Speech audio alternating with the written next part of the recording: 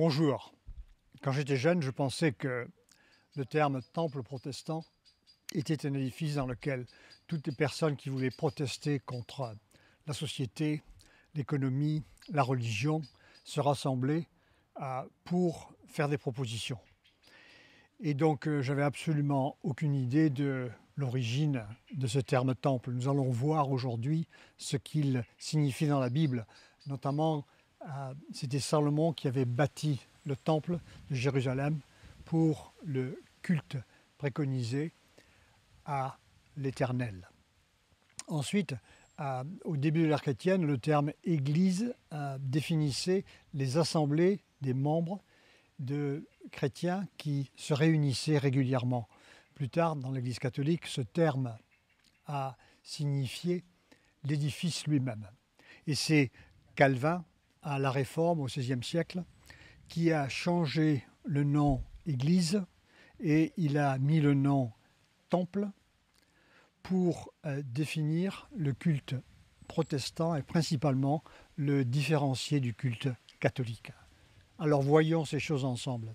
Le temple de l'Ancien Testament est mentionné à peu près 250 fois dans la Bible pour signifier l'endroit où Dieu rencontrait son peuple.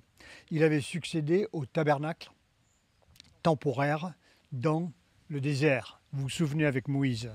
Le terme temple est mentionné au sens figuré seulement quelques fois par Jésus et dans le Nouveau Testament. Alors que signifie-t-il? Considérons le passage de Jean chapitre 2, versets 18 à 22. Alors que Jésus venait de chasser les marchands dans le temple de Jérusalem, les chefs juifs lui demandèrent « Quel signe miraculeux peux-tu faire pour nous prouver que tu as le droit d'agir ainsi ?» Jésus leur répondit « Détruisez ce temple et en 3 jours, je le rebâtirai. » Jésus explique tout de suite ce que son commentaire étonnant signifie en réponse à la question des chefs des Juifs. On a mis 46 ans pour bâtir ce temple, et toi, tu vas le rebâtir en 3 jours, lui dirent-ils. Mais le temple dont Jésus parlait, c'était son corps. Plus tard, quand Jésus revint d'entre les morts, ses disciples se rappelèrent qu'il avait dit cela. Et ils crurent à l'Écriture et aux paroles que Jésus avait dites.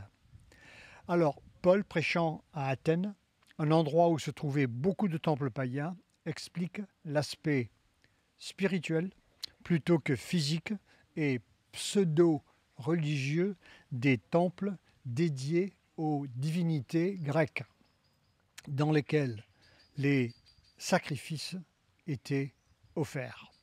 Il dit « Dieu qui a fait le monde et tout ce qui s'y trouve est le Seigneur du ciel, de la terre. Il n'habite pas dans des temples construits par des hommes. Il n'a pas besoin non plus que les humains s'occupent de lui fournir quoi que ce soit.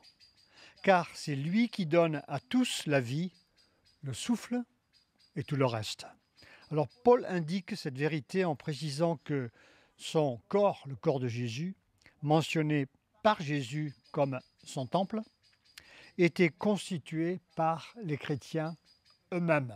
Comment? Il le dit dans 1 Corinthiens 12, 27, « Vous êtes le corps du Christ, et chacun de vous est une partie de ce corps. » De même que Dieu rencontrait son peuple au temple de l'Ancien Testament, depuis la Pentecôte, il vient rencontrer son peuple dans l'Église assemblée, constituée par ses croyants. Le nouveau temple est son corps que nous sommes, nous qui croyons en Jésus-Christ. De plus, dans Jean 4, il y a une Samaritaine qui demande à Jésus à quel endroit Dieu doit être servi. Elle demande « Nos ancêtres samaritains ont adoré Dieu sur cette montagne, mais vous, les Juifs, vous dites que l'endroit où l'on doit adorer Dieu est à Jérusalem. » Jésus lui répondit « Crois-moi, le moment vient et où vous n'adorerez le Père ni sur cette montagne, ni à Jérusalem. Vous, les Samaritains, vous adorez Dieu sans le connaître. Nous, les Juifs, nous l'adorons et le connaissons, car le salut vient des Juifs. Évidemment, le culte de l'Éternel, de Yahweh, était précisément réservé au peuple juif, mis à part les prosélytes qui venaient de l'extérieur, mais venaient au temple. Avant la venue de Jésus et la Pentecôte, l'ancien temple était le seul endroit préconisé, à l'exemple de l'emplacement choisi par Dieu.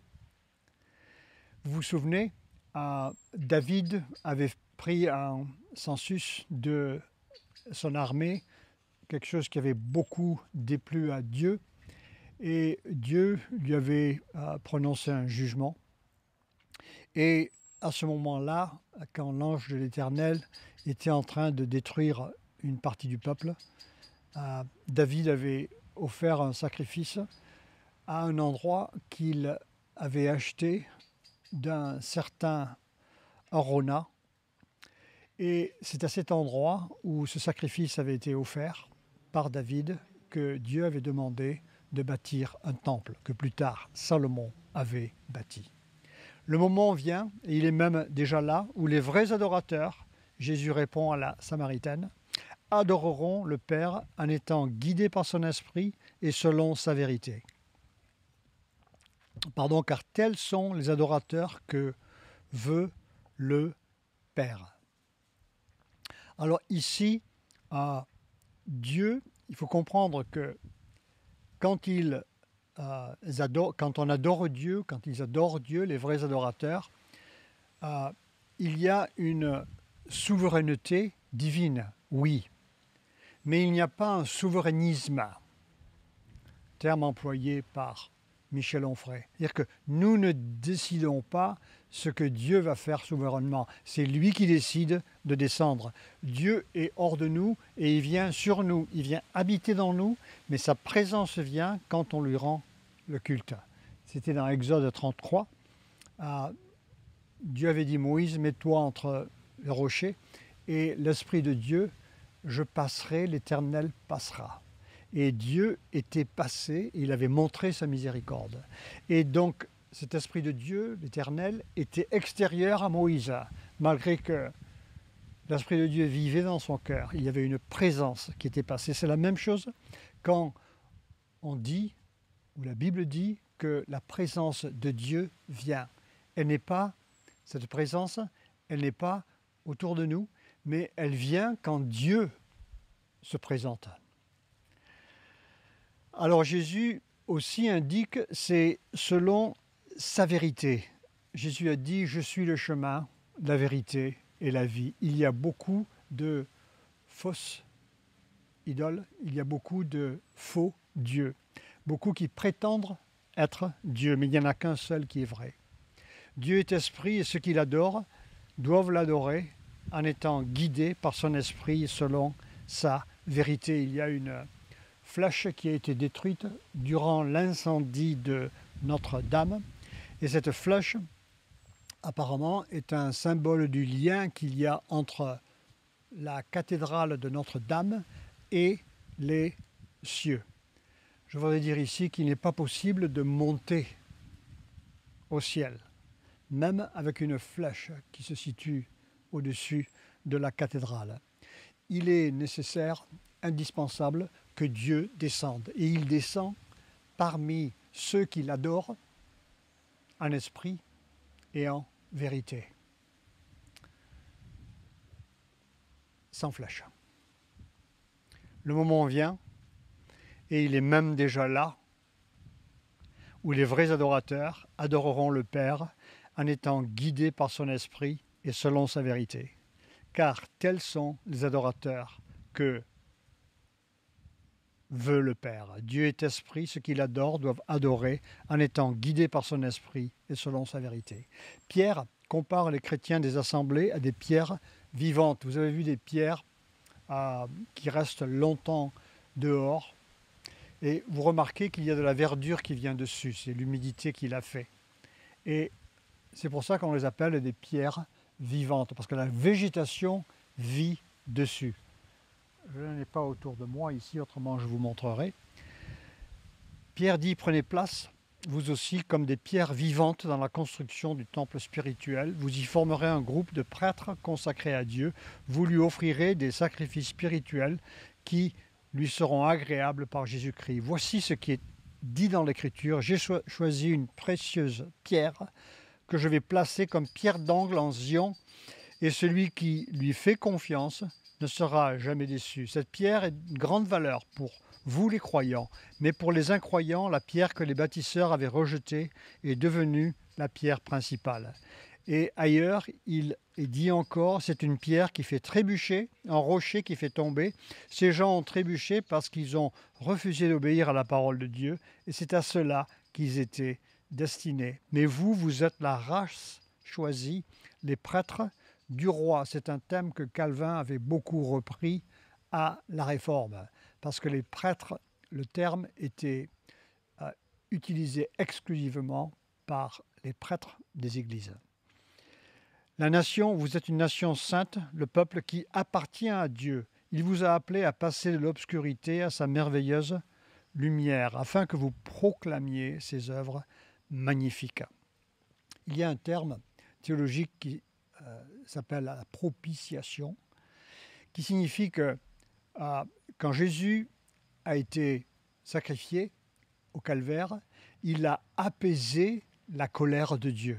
Mais il a apaisé une colère qui était sur lui, mais à notre place. Et ainsi, il expie nos péchés. Parce qu'il est venu à notre place, il enlève nos péchés et il nous recouvre de sa justice.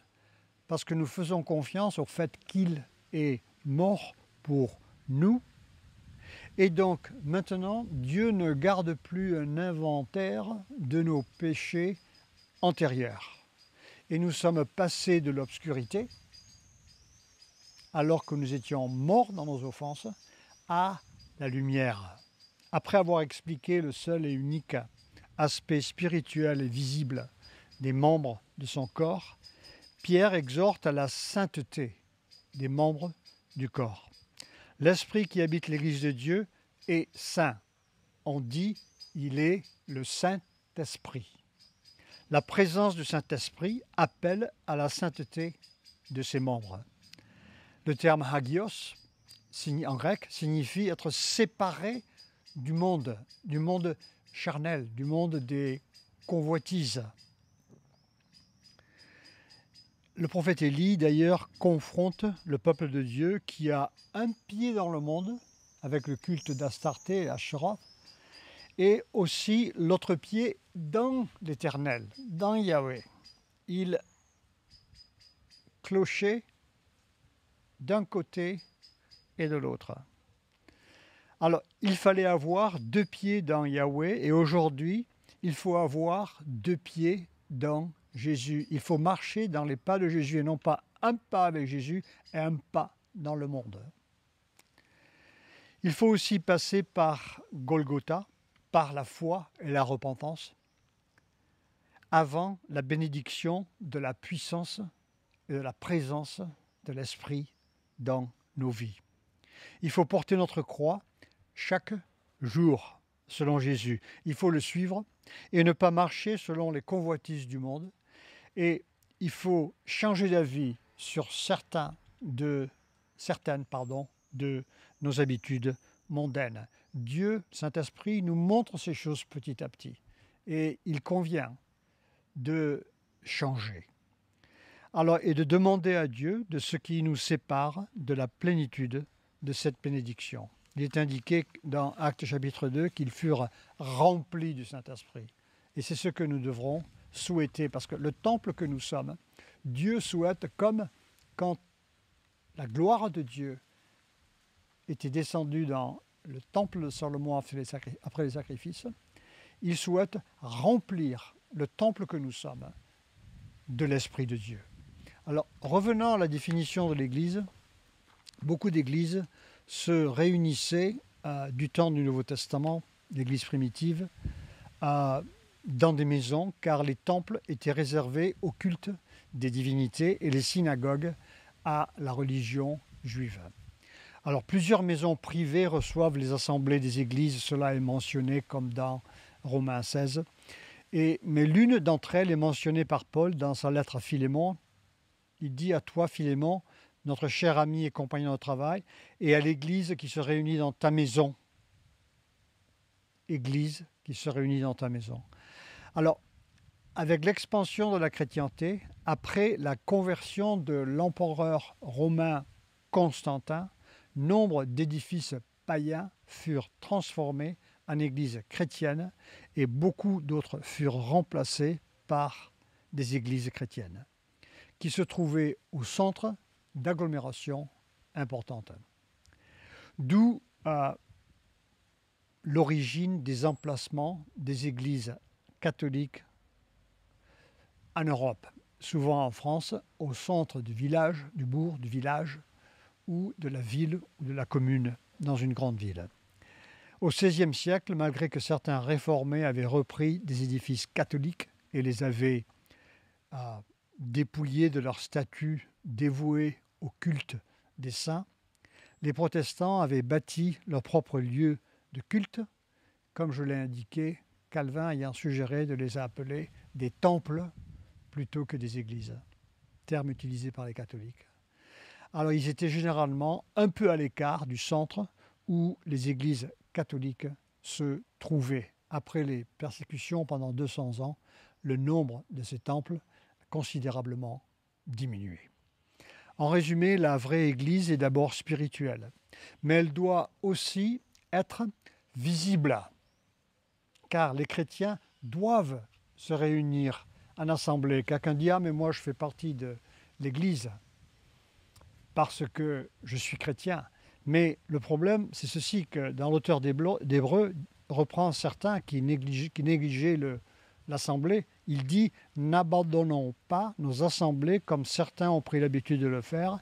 Au contraire, encourageons-nous les uns les autres, et cela d'autant plus que vous voyez approcher le jour du Seigneur. » Alors il dit ici de ne pas abandonner les assemblées. Alors, l'endroit choisi pour se réunir varie avec le contexte social, culturel d'un pays et d'une contrée à l'autre. Toutefois, l'exemple des églises du Nouveau Testament n'attache pas d'importance à l'endroit, à l'édifice ou bien même au décor. Dans la mouvance de l'expansion préconisée du royaume de Dieu, on dit qu'il ne faut pas être marié à un édifice pour être libre des contraintes attachées à un édifice précis et aujourd'hui, de nos jours, des frais qu'il engendre. L'Église spirituelle, visible avec ses membres chrétiens, et non les pierres, l'immeuble, l'édifice, est la chose essentielle, indispensable. L'homme ne peut faire de plan pour son futur car c'est Dieu seul qui ajoute ou soustrait. Faire des projets pour un immeuble, pour un édifice. C'est possible, mais on ne sait pas ce qui se passe dans le futur. Selon Actes 2,47, le Seigneur ajoutait chaque jour à leur groupe ce qui l'a mené au salut. On remarque que Dieu permet une persécution résultant que l'Église de Jérusalem fut éparpillée de façon à ce que l'Évangile soit annoncé dans d'autres contrées.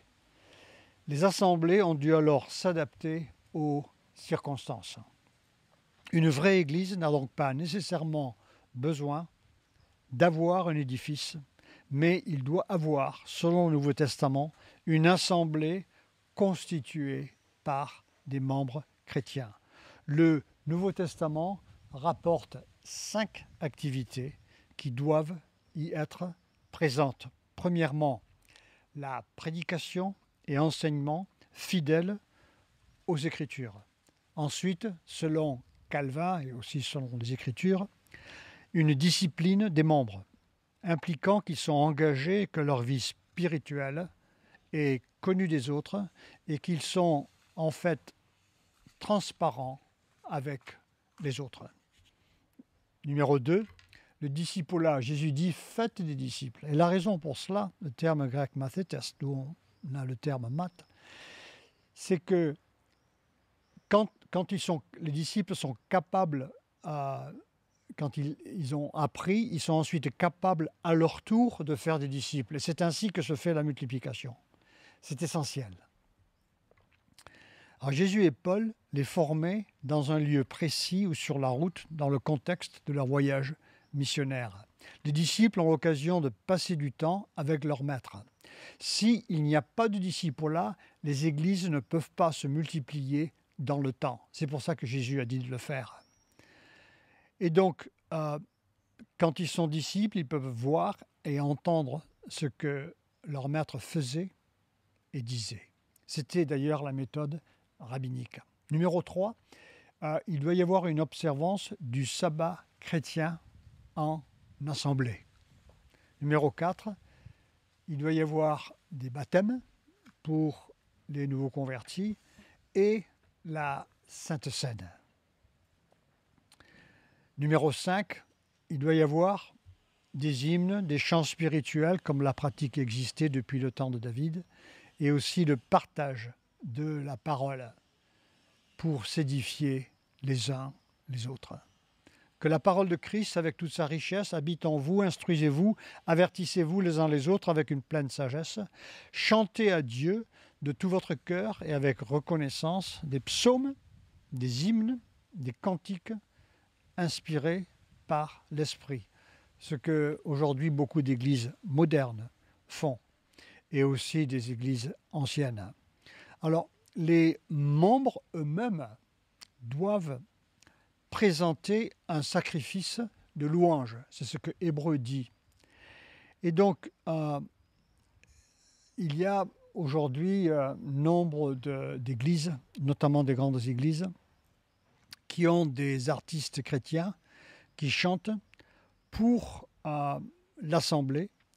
Mais parfois, on voit peu de gens chrétiens qui chantent à Dieu dans l'assemblée. C'est un peu, et il y a un danger d'avoir un divertissement.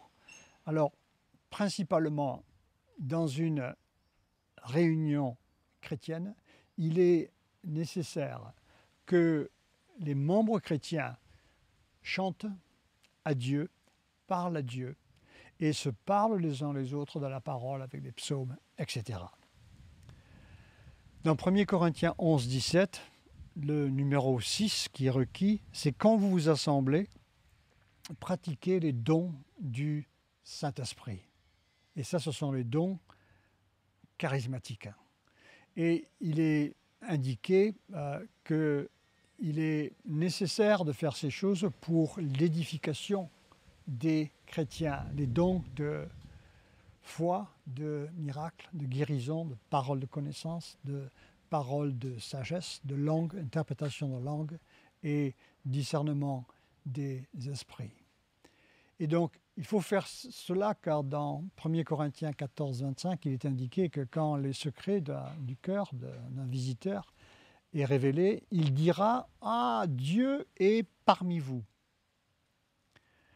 Dieu habite la présence de son peuple, le tabernacle du désert avec Moïse, puis ensuite la présence de sa gloire au temple de Salomon dans l'Ancien Testament. Depuis la Pentecôte, la gloire de Dieu par la présence de l'Esprit remplit les croyants dans le temple constitué par les membres du corps du Christ. Dans Actes 4, 29, 31, il est indiqué « Maintenant, Seigneur, sois attentif à leurs menaces, donne à tes serviteurs d'annoncer ta parole avec une pleine assurance, démontre ta puissance afin que des guérisons, miracles, prodiges s'accomplissent par le nom de ton saint serviteur, Jésus. » Quand ils eurent fini de prier, l'endroit où ils étaient réunis trembla. Ils furent tous remplis du Saint-Esprit et se mirent à annoncer la parole de Dieu avec assurance. C'est intéressant de voir que c'est l'endroit où ils sont réunis. Ils ne sont pas éparpillés, ce n'est pas chacun qui est chez lui, etc. Il y a une importance accordée au fait qu'ils sont réunis, parce que le temple de Jésus-Christ est constitué par des croyants qui sont assemblés. Il ne faut pas chercher à avoir une présence de Dieu comme un lone ranger, comme un solitaire. Il est toujours indispensable dans le ministère de le faire, mais quand on adore Dieu, ce que Dieu nous dit ici dans les Écritures, c'est que la puissance de Dieu, la présence de Dieu est déployée avec un nombre de chrétiens parce que c'est le corps du Christ. Parce que Jésus avait dit que le temple, ce serait lui. Détruisez ce temple et je le rebâtirai en 3 jours. Alors, c'est pour cela que ce temple est constitué par des chrétiens pluriels. C'est extrêmement important de le comprendre. L'Église est aussi chargée de témoigner vers l'extérieur, d'annoncer la parole. Le Saint-Esprit remplit les membres pour qu'ils se souviennent de ce qu'ils ont appris pour le dire au bon moment. Connaître les Écritures est indispensable. Devant la foule, on voit comment Étienne, Pierre, Paul font des sommaires adaptés à chaque audience de l'histoire du peuple juif, pour leur présenter comment Jésus accomplit les prophéties afin de leur demander de croire en lui. L'envoi de l'Esprit est promis par Jésus après sa résurrection dans Actes 1, 8. Mais vous recevrez une force. Il dit « vous ». Il ne dit pas « toi, Pierre » ou « toi, Jean » ou « toi, Barnabé ». Il dit « vous recevrez ». Et cela est donné donc à ce groupe de disciples. Vous recevrez une force, car le Saint-Esprit descendra sur vous. Vous serez alors mes témoins à Jérusalem, dans toute la Judée et la Samarie, jusqu'au bout du monde. Le fait de son effusion à la Pentecôte valide que Jésus est bien mort, puis ressuscité, enlevé, monté au ciel à la droite du Père. Il est vivant sur l'Église et le Saint-Esprit a été envoyé. Et plus tard, Jésus reviendra. Alors en attendant son retour, comme promis, Dieu enverra son Esprit dans son vrai nouveau temple que nous sommes quand nous sommes assemblés. Seigneur, nous prions maintenant au nom de Jésus-Christ et nous venons à toi pour que tu puisses nous expliquer que nous sommes les vraies pierres vivantes de ton Église. Nous prions que nous puissions prendre conscience de ce fait et que chacun aura aussi à amener sa propre pierre, c'est-à-dire qu'à servir les autres. Je prie que je crois que personne qui entende aujourd'hui puisse trouver un lieu de culte pour persévérer, pour te servir et servir les autres. Nous savons aussi que tu es, toi, Jésus, le seul temple qui existe aujourd'hui et que c'est le temple, le vrai temple, n'est pas l'église Notre-Dame et que la seule flèche qui lie l'homme au ciel, c'est Jésus-Christ qui est mort au calvaire. Que Dieu vous bénisse.